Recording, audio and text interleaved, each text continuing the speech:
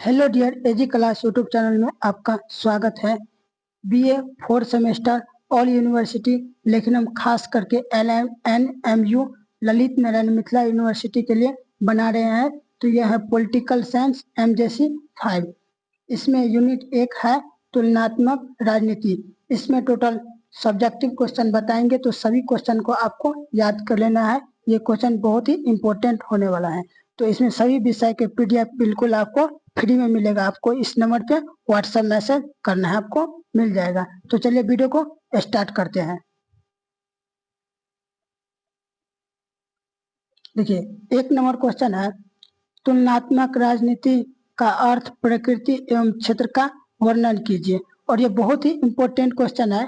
तो आपको आंसर में इस तरह से लिखना है भूमिका में, तुलनात्मक राजनीति राजनीति विज्ञान की वह शाखा है जिसमें विभिन्न देशों की राजनीति व्यवस्थाओं, संस्थाओं, संविधान, सरकार, राजनीतिक दलों तथा राजनीतिक प्रतिक्रियाओं का तुलनात्मक अध्ययन किया जाता है। इनका उद्देश्य विभिन्न राजनीतिक व्यवस्थाओं की समस्या और असमानताओं को समझना तथा उनसे निष्कर्ष निकालना।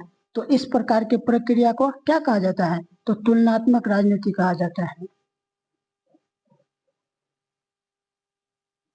और इसका देखिए, इसका अर्थ यह है कि तुलनात्मक राजनीति का अर्थ है विभिन्न देशों की राजनीतिक व्यवस्था की तुलना करके उनके गुण, दोष, कार्य प्रणाली तथा विकास का अध्ययन करना।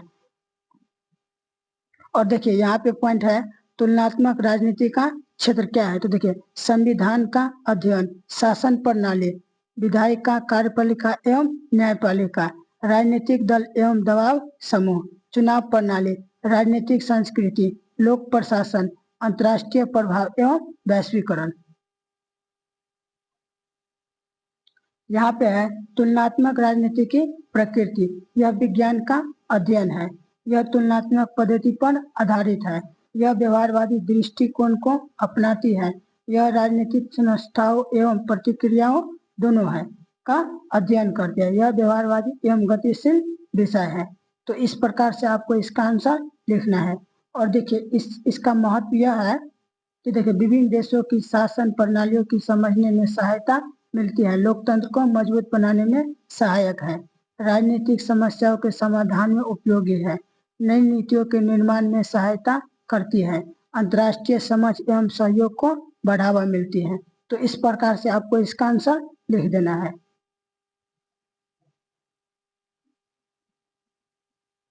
देखिए, दूसरा नंबर क्वेश्चन है, संविधानवाद के तत्व एवं विशेषता का वर्णन कीजिए। आपको इस तरह से कौन सा क्वेश्चन पूछ सकते हैं, संविधान के तत्व का वर्णन कीजिए या फिर संविधानवाद के विशेषता का वर्णन कीजिए, या एक ही में क्वेश्चन रहेगा संविधानवाद के तत्व एवं विशेषता का वर्णन कीजिए। तो आपको इस तरह से आंसर में आपको लिखना है। देखिए, संविधानवाद वह सिद्धांत है जिसके अनुसार राज्य की शक्ति सभी शक्तियां संविधान द्वारा सीमित एवं नियंत्रित होती है। इसका मुख्य उद्देश्य नागरिकों की स्वतंत्रता की रक्षा करना तथा कानून का शासन स्थापित करना। यह क्या कहलाएगा? तो यह संविधानवाद कहलाएगा। देखिए, संविधानवाद का अर्थ है, संविधानवाद का अर्थ ऐसी शासन व्यवस्था से है जिसमें सरकार संविधान के अनुसार कार्य करती है और उसकी शक्तियां सीमित रहती है। और देखिए यहाँ पे है संविधानवाद की विशेषताएं, सरकार की शक्तियां सीमित होती है, नागरिकों के अधिकार सुरक्षित रहते हैं, संविधान सर्वोच्च कानून होता है, लोकतांत्रिक मूल्यों की रक्षा होती है, सरकार जनता के प्रति उत्तरदायी होता है, न्यायपालिका स्वतंत्र रहती है, कानून के समक्ष सभी समान होते हैं।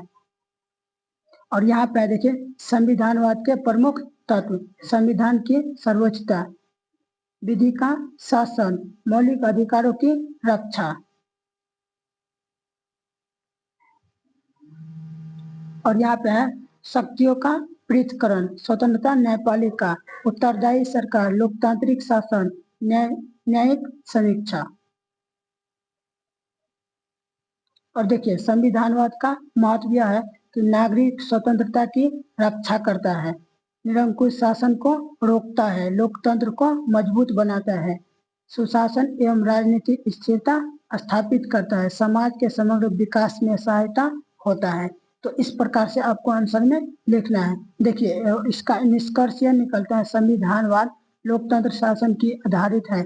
यह सरकार को संविधान के अधीन रखकर नागरिकों के अधिकारों की रक्षा करता है तथा कानून के शासन को सुनिश्चित करता है। तो इस प्रकार से आपको इसका आंसर लिख देना और सभी पॉइंट को आपको याद कर लेना है। इसमें जितना भी सब्जेक्टिव बताए सभी को आपको याद कर लेना है। इस यूनिट से केवल इतना ही क्वेश्चन आ सकते हैं अगर आप याद कर लेते हैं तो। देखिए इसको इस तरह से भी पूछ सकता है, तुलनात्मक राजनीति का अर्थ प्रकृति एवं क्षेत्र का वर्णन कीजिए, एक ही में पूछ सकता है। या फिर तुलनात्मक राजनीति का अर्थ का वर्णन कीजिए, या फिर तुलनात्मक राजनीति का प्रकृति का वर्णन कीजिए, या फिर तुलनात्मक राजनीति का क्षेत्र का वर्णन कीजिए। तो आपको इस तरह से आपको इसका आंसर लिखना है। तो वीडियो कैसा लगा आपको कमेंट कीजिए, और आपका अगर इसका पीडीएफ लेना चाहते हैं फ्री में तो आप मेरे व्हाट्सएप नंबर पर मैसेज कीजिए, आपको मिल जाएगा। सभी विषय का ऑब्जेक्टिव और सब्जेक्टिव का आपका पीडीएफ फ्री में मिल जाएगा। तो चलिए मिलते हैं अगले वीडियो में। टाटा बाय बाय।